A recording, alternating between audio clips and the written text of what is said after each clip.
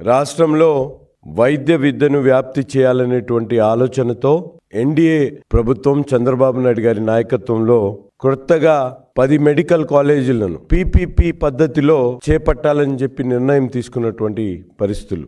ముఖ్యంగా మనందరికి కూడా తెలుసు, పీపీపీ మోడ్లో అనేక కార్యక్రమాలు దేశవ్యాప్తంగా అభివృద్ధి కార్యక్రమాలు ఏ విధంగా జరుగుతున్నాయో రాష్ట్ర ప్రజలందరికీ కూడా తెలిసినటువంటి వాస్తవం.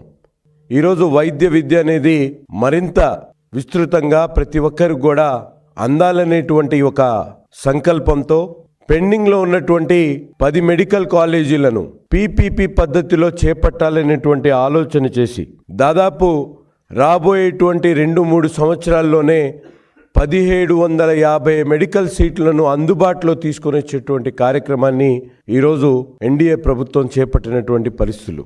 అందులో ముఖ్యంగా 220 సీట్లు మనకి రాబోయేటువంటి 2 సంవత్సరాల్లో పెరిగి 110 సీట్లు కన్వీనర్ కోటాలో మెరిట్ స్టూడెంట్స్కి అందించేటువంటి పరిస్థితులు ఉన్నాయి.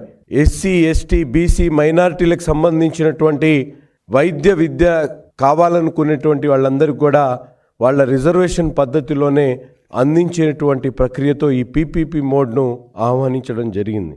ఈరోజు పీపీపీ విధానంలో వైద్య కళాశాలలు ఏర్పాటు చేయడంతో ముఖ్యంగా ప్రభుత్వమే దీంట్లో కళాశాల కానీ ఆసుపత్రులు కానీ నడిపించేటువంటి విధానంతో పాటు కేవలం వాటి మెయింటెనెన్స్ను అలాగే దాన్ని కావాల్సినటువంటి మౌలిక వసతులను అభివృద్ధి చేసేటువంటి కార్యక్రమాన్ని ప్రైవేట్కి అప్పచెప్పేటువంటి పరిస్థితులు ఉన్నాయి.